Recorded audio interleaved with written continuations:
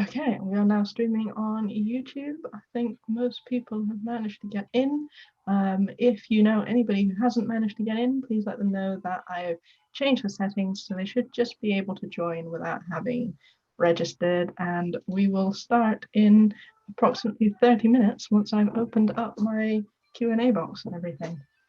Hello everyone, I'm glad that you've all got in. Okay, 5, 4, 3, 2, 1. And welcome to Clown Power Live. Clown Power Live is produced by Zoological. That consists of Dave and myself working as producers, and we have interviews with different amazing clowns every Wednesday and Sunday. This Sunday we have Caroline Dream, who wrote the book The Clown in You and has done many other things. I'll let her introduce herself properly in a second, as she'll do it a lot better than I can. I just wanted to mention a massive thank you to our Patreon supporters who support us each month with a regular amount. That's Duncan Cameron, Flat Hat, Frankie Anderson, Piero Grandinetti, Ricky Yacotte, Tweedy, Zandra, and Yvette Maynard. I apologize if I've completely mispronounced any of your names. And also for our PayPal contributors who have donated on a one-off basis, which is Davis Bullock, Charlotte Perry-Jones, Sarah Slater, Yoti Linux, Jose Rodriguez, Emina Sifa, Lexi Strauss, Adrian Barker, Hilary Chaplin, Duncan Cameron, G. Carroll, Antonella Casella, John Davison, and Rachel Kimrow. So thank you very much. If any of you would like to join our Patreon list, which is a regular payment that allows us to pay for everything that we need to run this, like the Zoom contract, etc., then our address is patreon.com/zoological. Zoological is spelled ZOOLOGICAL, not zero. And yes, now that I've gone through the intro and everyone is now in, and I've proved my ability to read a script, I would like to introduce Caroline Dream. Thank you very much for being with us. And if you could say a couple of words about yourself, that would be great. Thank you. Yeah, it's a real pleasure to be here. I'm British born, but moved to Spain like over 30 years ago. I'm a professional clown teacher, I'm author of a couple of books now, and it's been my life's work basically, dedicated to this art. I'm still absolutely passionate about it, absolutely fascinated with it, and there's so much more to learn still after 30 odd years. So it's great to be here and be able to talk about what I'm most passionate about. Thank you. And also we have a Q&A box for any of the attendees, so I'm sure you'll have plenty of questions for Caroline. I definitely do. So if you have any, if you can ask them in the Q&A box so that I can keep track of them, that would be great. And I'll feed them in through the conversation. But some of them may be left until the end, but hopefully we'll get through them all. And I just wanted to ask you, as my first question for you, Caroline, is about how you started clowning back at, was it full-time with Frankie? I actually started before that. Okay. My very first clown gig, I got together with a couple of people and did street work. Can't remember when, like back in 1984 or something like that. And we produced a clown show that was kind of like a theatrical clown show. So it was a bit too long, a bit too difficult for people to follow on the street. So it didn't really work. And then I tried doing kids shows in schools for a couple of years. And I had that image. Yeah, I'm a clown, I put on a nose. But again, didn't really work. I wasn't making people laugh. And so that's when I thought, I really need to learn about clowning, about this technique, because I really don't understand it. It's finding it really difficult. And so that's when I went to full-time and studied under Frankie and spent maybe 3 or 4 years in full-time study. I mean, I did the first year-long course, which included acrobatics and other things, well, everything, because it was a circus school. But after the first year, I continued focusing on impro and on clown technique. But I really didn't get it. It took me years to understand how to really let go of my defenses, of my masks, my barriers, and to be authentic on stage. It took me a long, long time to understand that. I say in my defense that I was a female clown and I didn't have really anybody around me. I didn't know anybody who was doing comedy on the television as well.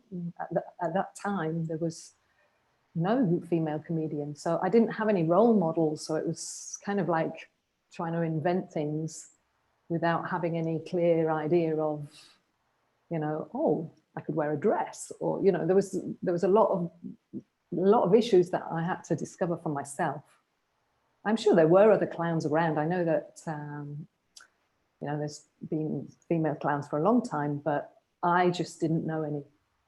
So it was more complex. Well, I knew Frankie because she was actually performing. So yes, one or two. No, we've had quite a few previous panelists mention about the lack of female teachers and performers that they could see regularly, and how a lot of them were breaking barriers. And you've done that as well. Now you are teaching a lot and obviously writing books. Could you tell us a little bit about what inspired you to start teaching? I think you've hinted at it kind of already.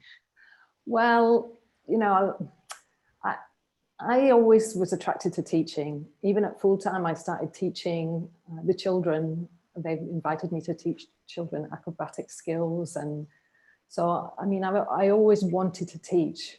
Even when I was just out of theatre school, I wanted to teach. So I learned something and then immediately wanted to share it with other people. So that's how I started, really. But then when I realized that I didn't really understand clowning, I didn't teach clowning. I taught impro skills. I taught other types of skills. When I arrived in Barcelona, it was do or die. So I had to do some teaching. I did work on the street for many, many years. Started off in the Rambla, which I'm sure all of you know, the Rambla of Barcelona. Unfortunately, you can no longer perform there. But at the time that I arrived in Barcelona, it was legal. And so I did spend many years honing my art, understanding my craft out there on the street.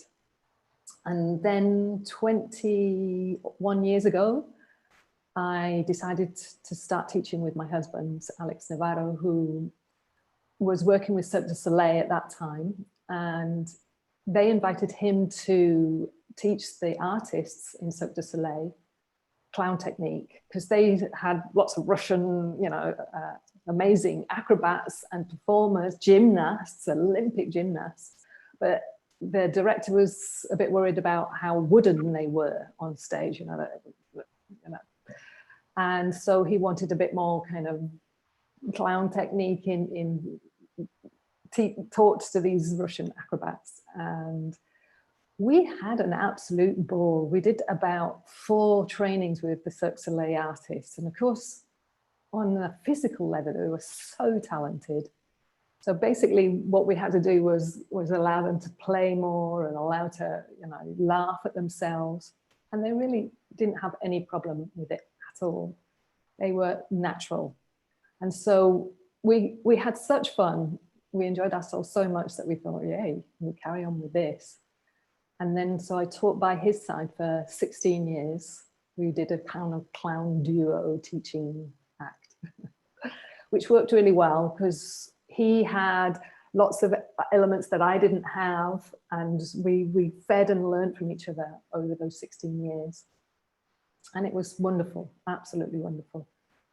And then after 16 years, I began to feel like we were living, breathing, eating, working, you know, everything together.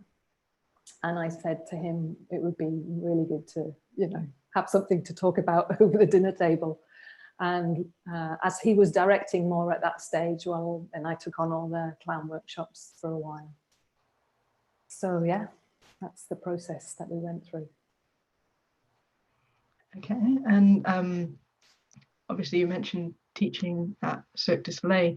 You moved to Barcelona from the UK and went straight into street performing. How do you find that kind of the culture of performing and teaching in those places? Maybe performing first, and then we can talk about teaching. The culture of teaching from the UK, moving over to Barcelona is, I know that it feels very different when you watch different artists. I can't imagine how it feels performing in those different places. Well, it was amazing. I mean, the Rambla at that time, people used to go, I mean, I don't know if they do that so much anymore, but they used to just, every Saturday and Sunday, they'd take their family out and walk up and down the Rambla, knowing that there were, you know, little shops with birds and plants, but also a whole load of street artists doing performances. So they really went to see the street artists. And so we had absolutely huge crowds right from the beginning, you know, and I basically had performed once or twice on the street as an acrobatic duo in Bath, because that was like the closest place that we could perform to Bristol. And suddenly I was kind of out on the street in Barcelona with these immense crowds gathering around, and you could do anything and nothing and you'd still have a huge crowd. So it was a real luxury at that time. And I got together with a German juggler that I'd met at Fooltime, and we did a clown juggling monocycle routine, which at that time as well, there were very few other circus artists. The level of circus was very low, fortunately. So we got out a huge unicycle, and everybody in the crowd would immediately gather around because they'd never seen anything like it before. Of course, now Spain, Catalonia in particular, has the highest level of circus you could ever imagine. It's just, over the last 30 years, it's just exploded. And so I was lucky. I moved here when things were just beginning. You know, we all used to meet in this place called the Ateneo in New Bares, which has now become an immense circus school. But at that time, it was just like this alternative place where when it rained, the water just came right through and watered down on us all. But that, you know, that was like where all the circus people gathered, which we were maybe like 30 people in general, where we practiced juggling skills, tried out clowning things. And so it was a small community that I could join immediately. And even though I couldn't speak Spanish, because I came here without a word of Spanish, I did speak Italian. And so through sign language and the common joy of working with circus skills, I created a lot of intimate friends from at that time who then became the big stars on the Catalan scene and on the world scene, I would say, as well. So it was an amazing period of growth and community and sharing. And it was a wonderful, wonderful time to come to Barcelona. Also because, you know, we were moving towards the Olympic Games. So there was a lot of money being poured into Barcelona. I came in '89 and the Olympic Games were in '92. So over 3 years, it was just like, wow, you know, people were growing exponentially. And there was a lot of work, which was great. That does sound amazing. And like having all of those people coming to watch. How was it? You also went over to Latin America as well. Did you perform in Latin America? Not as much. Occasionally I would be invited over, but it was more complex to be invited from here to there. But again, there you could just go out on the street, there's a ball and everybody's... And I was also invited to perform in festivals. And again, it was amazing the amount of public that there was, an audience and participatory as well. They were just like so hungry for it. They were so happy to see and be made to laugh. It was a real pleasure to be in Latin American work. I should think that still it is, you know, my experience in Latin America in general is that they really, really appreciate clowns. They love them. They're part of their culture. So it's, you know, then there's a lot of work for clowns, so they're well appreciated. And here too in Spain, which is why I stayed. I have the feeling that clowning has gone through like a movement in England and now is more appreciated than ever. But here, even back then, I arrived here and it was amazing, the respect I felt from the public for my work. I mean, really, it was completely different from England at that time, at least. The respect for clowns and the work that we were doing. Okay, that sounds great. I can definitely understand why you chose to stay. How do you ever kind of return to England to teach or perform or anything? Or? I've tried, but it's really difficult in that I'm not really well known on the English speaking circuit. You know, my big fan base, if you want to call it that. The people that know me and have worked with me are Spanish speakers, because I've spent a lot of time working in Spain and in Latin America. And because I connected all my work with my husband at the earlier period, we basically created the webs, everything was in Spanish. I even wrote my first book in Spanish, which is crazy. And then translated it into English.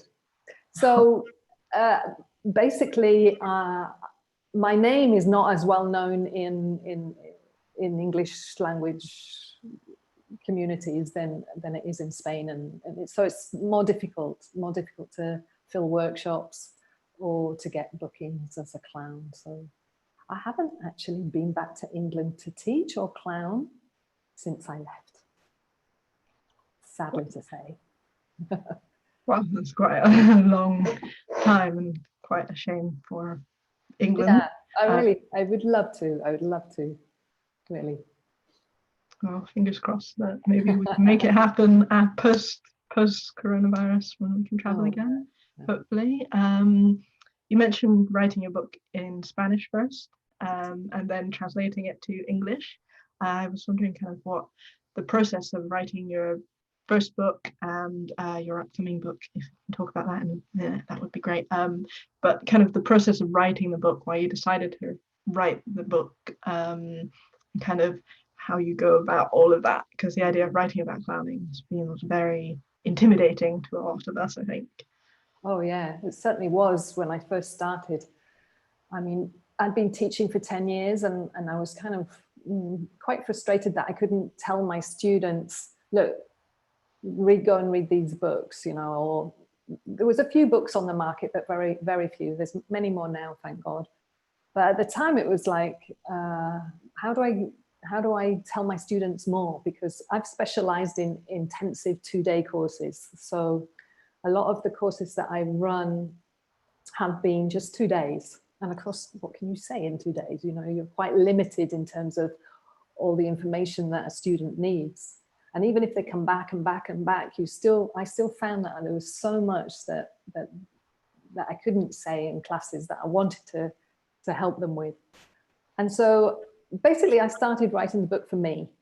You know, it was like, well, I'm going to hand my students some, you know, leaflets and stuff that they're interested in.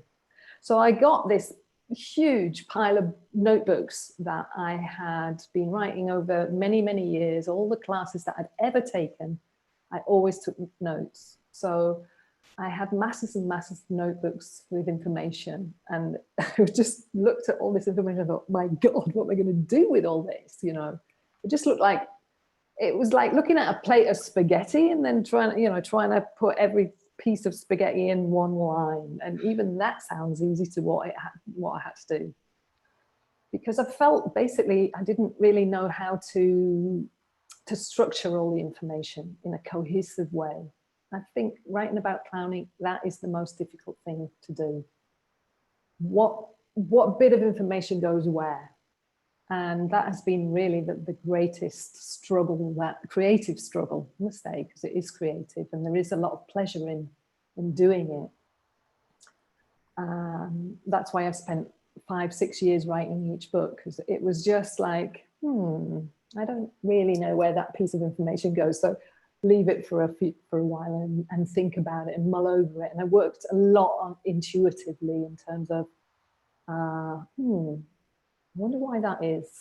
So I'd go and ask my students, I'd give my students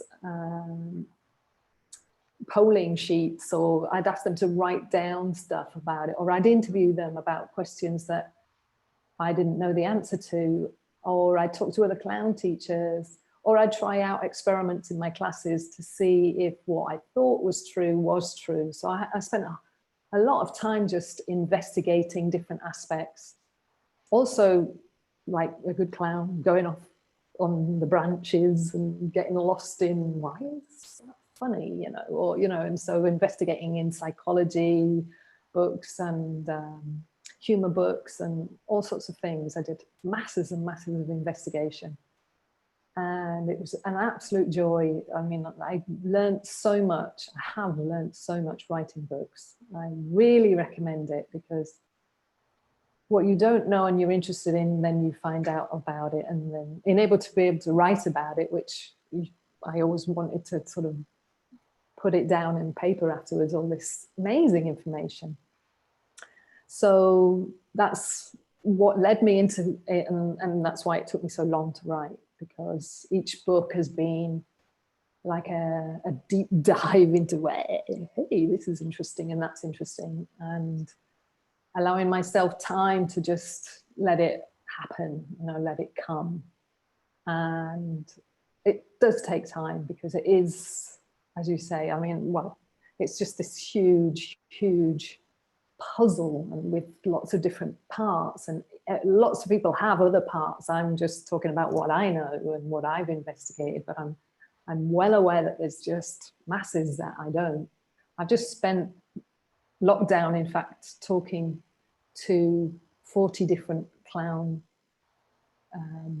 teachers around the world about their parts of the puzzle, and I've really discovered amazing things. That's for my next book, so I won't share that now. But my investigation continues, so to speak. You mentioned a little bit about your next book. Is there any information that we can glean out of it? Maybe an exclusive? Well, I'll tell you about my first book and my second book. My first book is called The Clown in You, and that was directed at beginner students. So I really had in mind people who didn't know anything about clowning, and so I gave them the basics. And then when I finished that, I thought, well, I told everybody everything that I know. But then I spent another 5 years trying out new classes. I'm always inventing new stuff, new courses to run. And within that, finding out new bits of technique. And so the second book I've called Clown Yourself, and it's coming out at the end of this month, beginning of June at the latest. It will be coming out in Spanish first, though I did write the second book in English, thinking, no, do not be so crazy. And so I wrote it in English first and then translated into Spanish.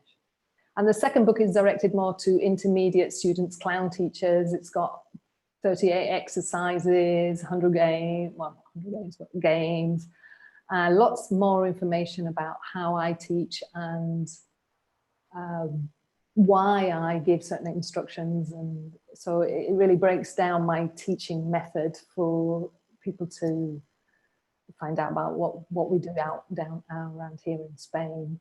Because there are a lot more clown teachers here in Spain that have been going for 20 odd years, and we're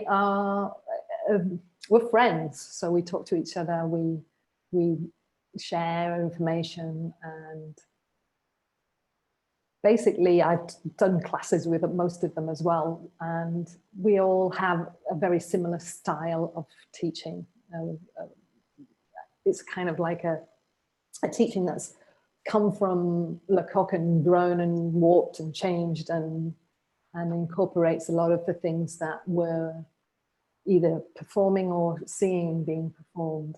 So we inform each other all the time, and we call it clown here. not payaso, which would be the word to use in Spain. You know, we call it el arte del clown, which seems a bit odd to almost English people because clown is clown, yeah. But for we maybe 30 years ago needed a new word. All the modern clown performers, we needed kind of a word that could put aside that you know, payaso is what people used at that time to, it was in a derogatory way, much as how clown has been used in England. So in order to kind of differentiate ourselves from that idea, we started using the word clown. And I still use the word clown as my clown courses. And not payaso, though in my book, I explain to the Spanish readers at least that for me it's the same thing.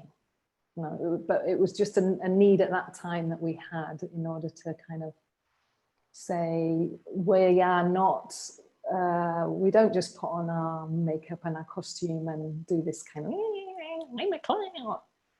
It goes in a very different direction, and it goes inwards rather than what's on the outside.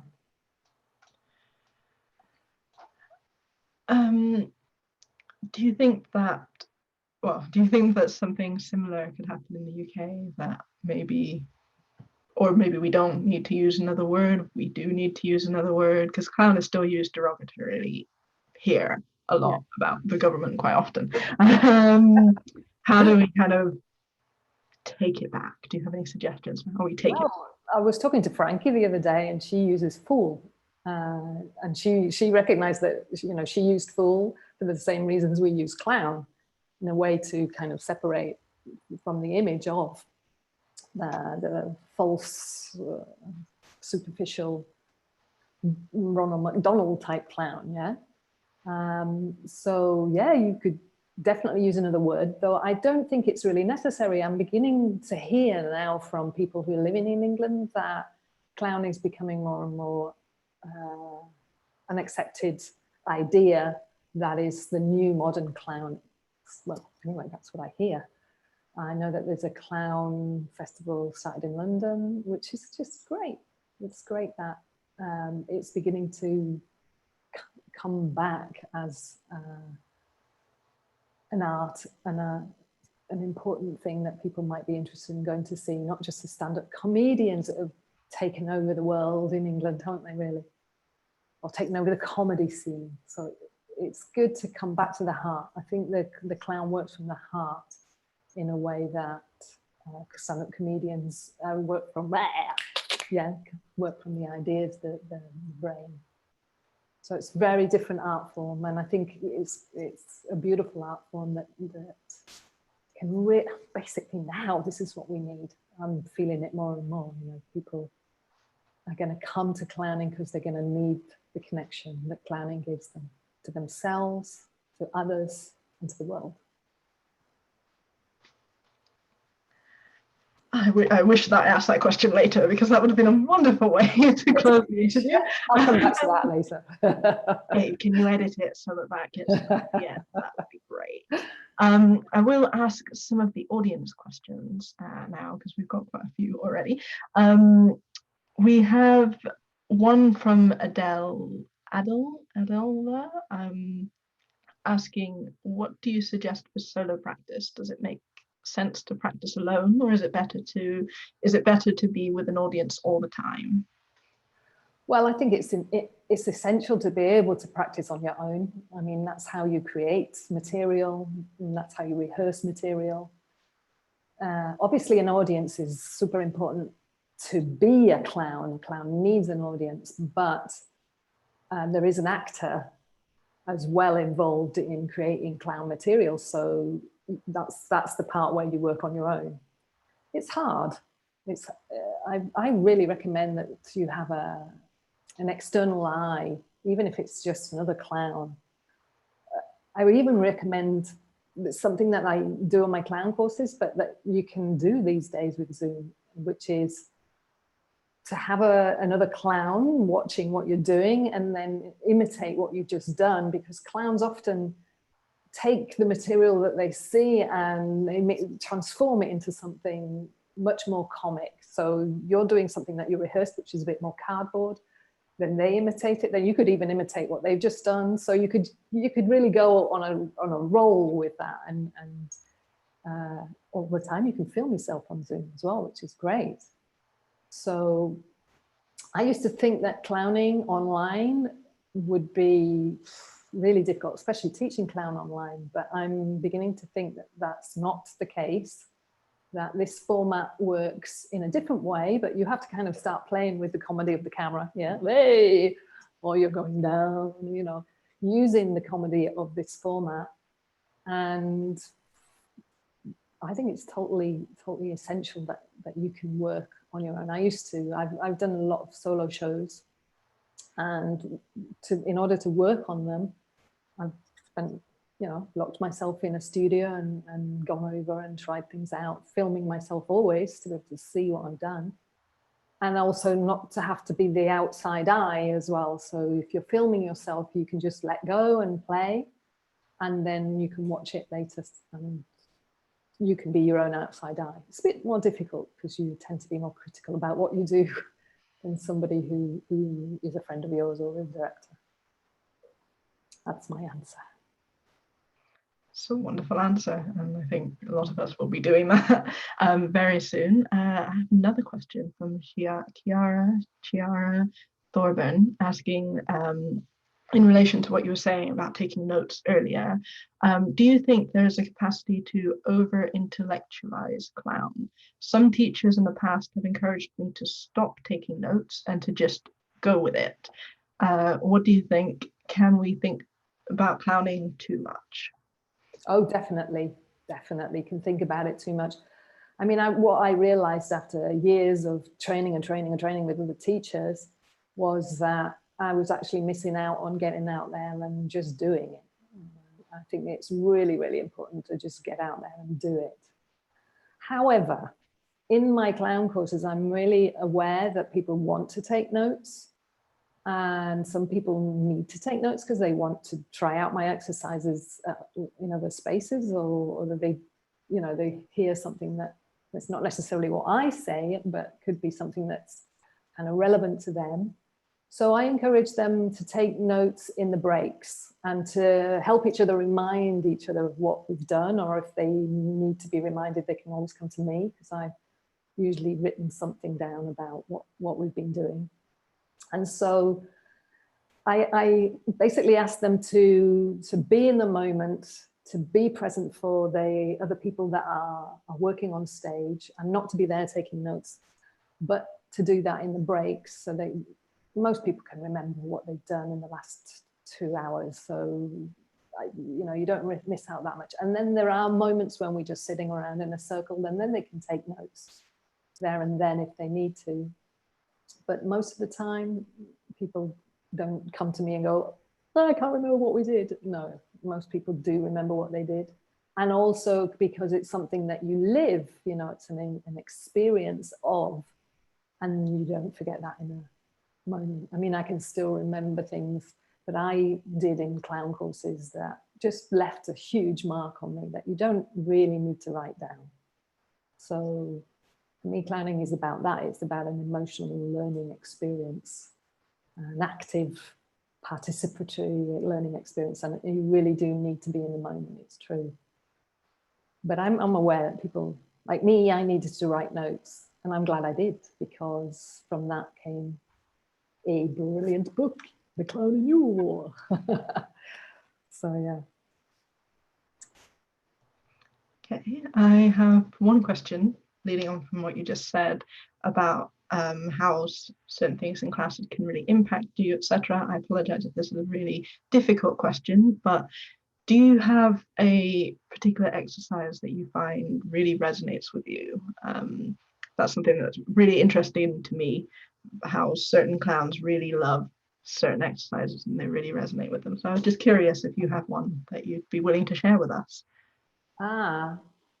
Well, I like exercises that are really simple in terms of like the structure that I'm given, like come on stage and you have 2 minutes to do whatever you want. I like exercises like that now. I hated them when I started because it was like, what am I going to do? But obviously after 30 years, it's like, wow, thank you. Let me just follow my instinct and let me listen to the audience and let me play and let me feel and let me do whatever I want. Yeah, great. So now I love that. I mean, I spent a year doing improv clown for audiences in a theatre in Barcelona with a group of 4 other women. So we were 5 clowns performing. And that was that. It was like structures that were very, very simple that allowed us to just do what we wanted and use all our skills and techniques. But if you ask me what I like best as a teacher, well, one of the latest exercises that my husband has invented, so this is hot off the press, is a fantastic exercise, okay? There's a clown who comes on with a balloon onto stage and they have to connect with the audience. They have to engage the audience in whatever way they can.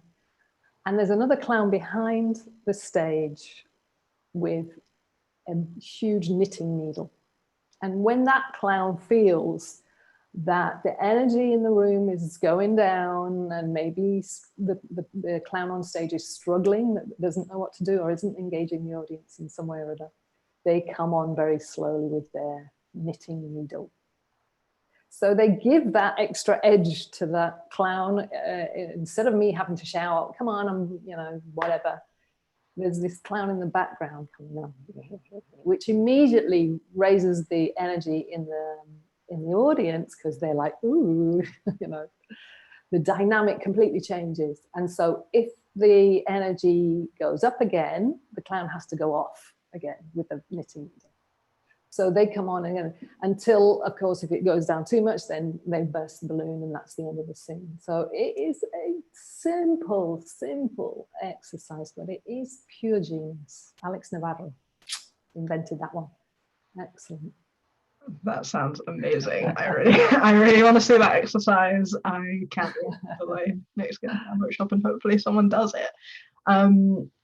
You mentioned your show that you did with all different women clowns. That ties in very nicely to a question from Sue Broadway, who's asked, can you talk a little bit about the female clown in Spain and any differences you see culturally?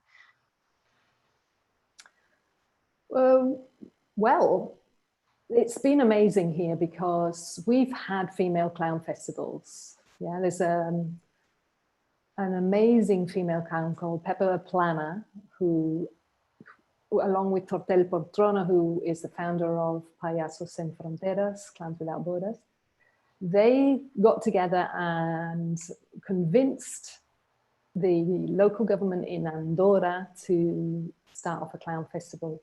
This was, I don't know, in the 90s, it was years ago now. And we had this amazing, I mean, they've invited all the female clowns that were around here in Catalonia and in Spain, and a few of the international circuit. And we were literally 200 odd female clowns at that first and second festival. I mean, it was a real eye-opener. Suddenly it was like, oh my God, we are crawling out of the woodwork. There were so many of us, and we had such a feeling of camaraderie and wow, what are you doing? And there was workshops. Angela de Castro came and directed one of our first cabarets in one of those festivals. It was just suddenly opening up to the talent and quality of work that was out there within our community, the female clown community. And from then we just carried on. It was like the festival lost its funding after a few years, but it had already created an energy between us that was unstoppable, basically. And in my clown classes, I see it, you know, like I started off teaching male clowns who wanted to be professionals. And there was like maybe like 1 or 2 females in a group of 20. And about 10 years ago, that completely changed. Suddenly more and more women came in, and then during a period of maybe 8 years, there were 18 clowns and 2 men, 18 female clowns and two men. And now it's become an equal thing again. So there's half women, half men coming to my courses. So basically for many years, women just kind of woke up and went, hey, what's this? And it's just been an amazing, amazing experience to have all these women together, finding their comedy or I mean, I think we've always had massive, you know, amazing comedy as women, but it's like not just finding it, but getting out there and doing it in front of an audience. Because here in Spain, we are, or were, maybe even are, way behind in terms of how the culture sees female clowning. When I started, there were, you know, if you're in Barcelona, that's okay, no problem. But you go out into Lleida, one of the little communities out in Catalonia, and it was a different story. You know, women just weren't seen as that. You couldn't, you know, women were like put on a pedestal, but on a, you know, a beauty pedestal. They were like, yeah. And so it was really, really difficult to break through those cultural norms. I mean, Spain has been going through sort of trying to catch up with the rest of Europe over the last 30 years that I've been here. In terms of the female equality, it's getting there, but it keeps sliding as well, because there are, well, a lot of very right-wing, like Vox. You know, this is unbelievable that they went through this dictatorship for so many years, and then now Vox is like a extreme right-wing party that want to like get women back in the home and get rid of abortion and all that sort of stuff, and they're becoming popular again. So there are, you know, this encrusted part of society that still hankers after women being put in their place. So I don't think that's going to happen. I hope it's not going to happen anyway. Hopefully not. One of the themes of Clown Power Live is kind of the power of clowning. You mentioned Vox. Do you think that clowning can be used as a way to kind of fight against the rising populism, not just in Spain, but here in the UK and, to be honest, most of the world? I have come to believe that clowning or clowns can fight in areas and ways that even fight isn't the right word. It's like they can transform situations and transform people in a way that other people can't. I've heard so many stories. I've talked to so many people, especially in Latin America, who are way advanced on this, because they've been using social clowning, clowning in, well, in very poor, very unequal areas. They've been training people from those areas in clown technique and seeing how that transforms their lives. They become empowered. They become they become able to see the world in a completely different way. How clowns have gone to refugee camps. I mean, there's so much transformation in the clown world now in terms of reaching out to the community and seeing how their work affects that community in a really positive way. In fact, I'm now going to start interviewing people who are doing hospital clowning, doing social clowning, humanitarian clowning, and corporate world clowning, because I feel that there's, you know, there's so much knowledge that they have that isn't being shared yet on a world stage. So I'm really, really, really, really fascinated by the stories that I've heard so far and moved. In fact, in my new book, in Clown Yourself, there's a whole section which runs on to many pages on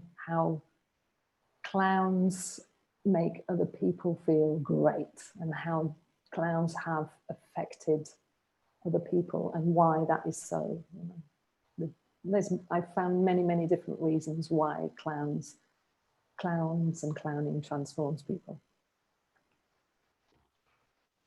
Yeah, I look forward to getting the chance to read that at some point. I am aware that we've only got about 10 minutes time, so I'm going to select a couple of questions from the audience, and I also wanted to ask you a little bit about corporate clowning, but I'll go to the audience questions first. Ben Cornish asks, when you speak of investigating to feed your writing, are you asking very specific questions, or do you talk in a general way and then draw material out from that? I do both. I reach roadblocks in my writing that they go like, oh, I don't know what that is, or I'm really interested to know what the students feel about this. So I will write specific questionnaires that are focused on one aspect of clowning. So for instance, one of the things that I needed to know was, okay, so we all talk about play and clown, but what does that actually mean for people? What does that actually mean for the clown students? So I wrote a questionnaire where I, asked them, define play for me, please, and then very specific questions around that.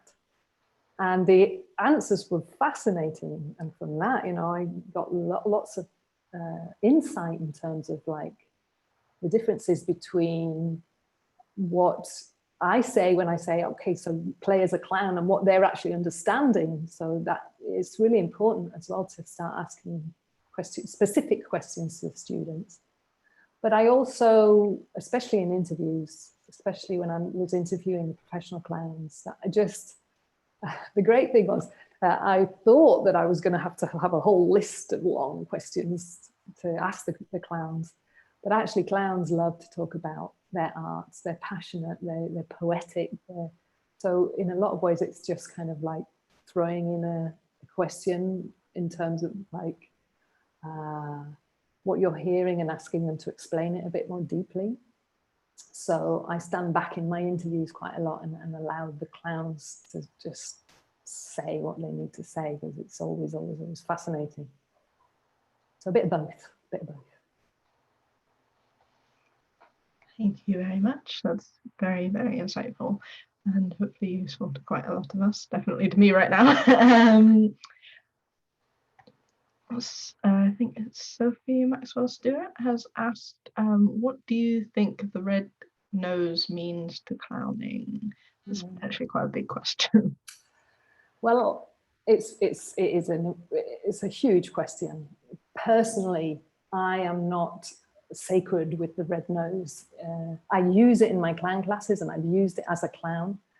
But for many years, coming from England, where the red nose was kind of like, you put on a red nose and you automatically, it was a bad thing at the time back in the 80s. So I didn't use a red nose when I was performing and didn't when I arrived here either. I spent 25 years working without the red nose. But then when I came here, everyone was wearing a red nose. And in Latin America, everyone wears a red nose.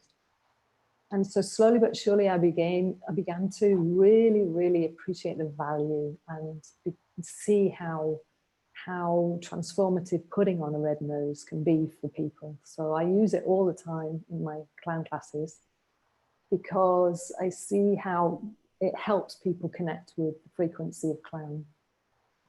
But I'm not sacred about it. I know that there's a lot of people who, you've got to always turn around to put on your nose and, even in a clown class. And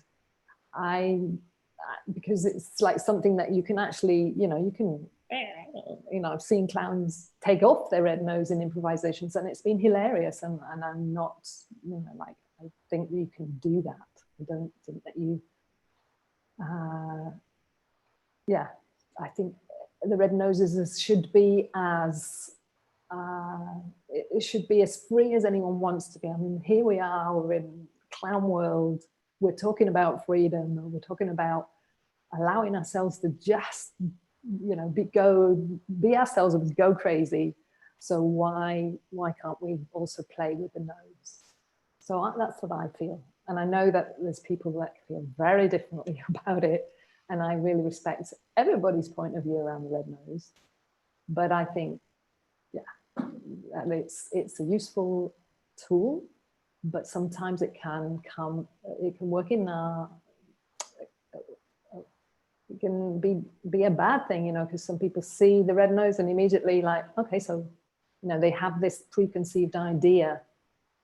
And me and my husband never wore a red nose precisely for that. So that we'd go out on the street, he would wear a suit. Yeah, a little bit of makeup, but not very much. So everything that he did was like a shock, you know, and it was surprising for people, rather than people going, oh, you're going to make us laugh. Okay, so, you know, sit there. So instead it was like, oh God, there's this really weird person walking around in a suit, but they're doing odd things, you know. So it was a very different way into the clown. Very interesting, potentially controversial, but definitely very interesting. Yeah, when we spoke previously, you mentioned that you do a lot of corporate clowning now, which is something that is quite new. And I think it's something that a lot more clowns and organized corporations in the UK, at least, are beginning to explore. I was wondering how that you're finding it in Spain, and kind of what you feel that people hiring you get out of it and what you get out of doing it. So let me just clarify that I don't go into work. I do workshops in businesses, for businesses. I don't go in and perform, though I do know people on the Spanish here in Spain who do that, who are hired to go in to observe people in the different areas, and then in a conference or whatever, give them feedback as a clown on what they've seen. So I go in to teach applied clowning.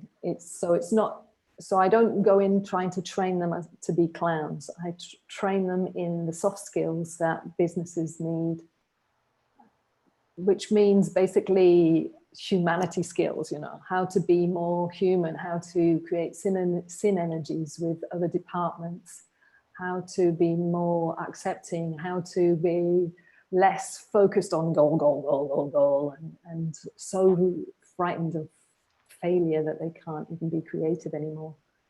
So there's a lot of aspects that my trainings, depending on what they want out of me, I will focus more on one thing or another. So I've been doing some great trainings with people. People are like, wow, they're blown away in businesses, because basically they've never had this opportunity to see each other in that way. And many of them are absolutely surprised by how much talent, how much skill, and how much humor each other have, you know. And so it's sad in a way that they haven't seen that, and that there's been no space in the businesses for that.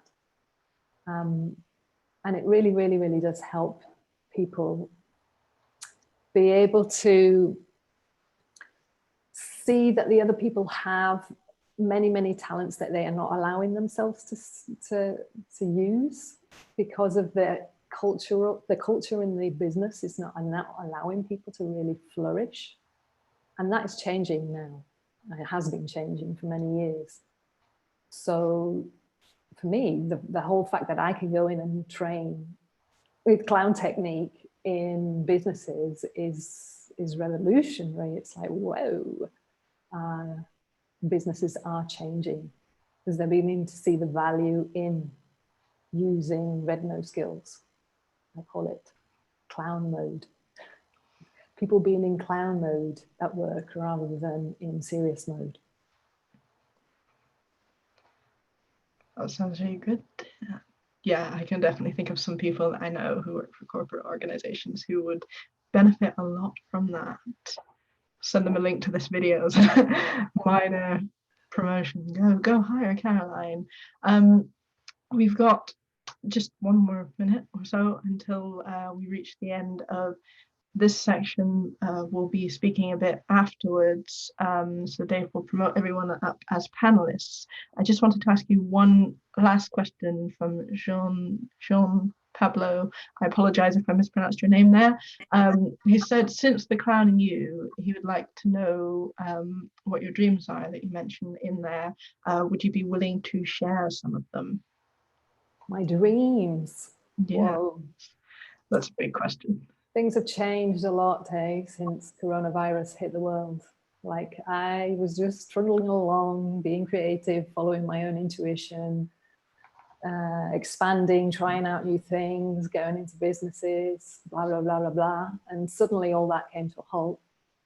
And my husband got coronavirus, so we've had it in the house and it's out there. Catalonia has been hit harder than so many places. And so my dream is that we've all learned something from this experience. I certainly have. And that the world has learned something, the world leaders above all, and that there will be changes, positive changes come out of this, or when we get out of it, if we ever get out of it. But that's my dream. I really do dream for a better world. That's why I'm in clowning, because I am here to help, create that better world, even in the little drop of rain, the little sand that I'm trying to do. So that's the better world. That's my dream. Oh, that's a wonderful way to close this session. Thank you very much. I will keep a copy of the questions that we haven't had the chance to answer, and maybe ask Caroline if she could write an answer to some of them. We've now got kind of half an hour to just kind of hang out all together. Caroline, you're welcome to stay if you'd like. You don't have to, but before we begin that, Dave and I just wanted to sing happy birthday to Angela de Castro. So if we could all do that, that would be wonderful. So please, at the moment, most of you are unmuted, but we'd really like you to all join in. So unmute yourselves, and yeah, everyone's been added. We will start in about 30 seconds. If you can't figure out how to unmute yourself, at the bottom of your screen there should be a picture of a microphone. So if you could do it there, that would be great. Nearly everyone's unmuted. Am I able? No, I'm not. I'm not currently a host, Dave, so I can't unmute people who can't unmute themselves. If you want to come up onto video, you're more than able to. We've brought you all up as panelists, so you are welcome to speak and to be on video. Sharon, start singing. 1, 2, 1, 2, 3, 4. Happy birthday to you. Happy birthday to you. Happy birthday, Angela, with Echo Angela. Happy birthday to you. Oh, behind me, thank you very much. I'm so embarrassed now. Oh, behind me. Thank you, guys. Thank you. And thank you, Caroline. That was very inspiring. And for me, Caroline, very big present to hear you and to get to see you and to meet you this way. Hello? Hello. Can you hear me? Yeah. So I would like to invite Caroline to come to the Why Not Institute. I assume it's all over, and you can come over, can travel. It'll be lovely to have you here. Woohoo, England, I'm coming to England. It will be lovely, Caroline, if you can come to London. I can host you here. Oh, God, thank you, Angela. That would be so great. Now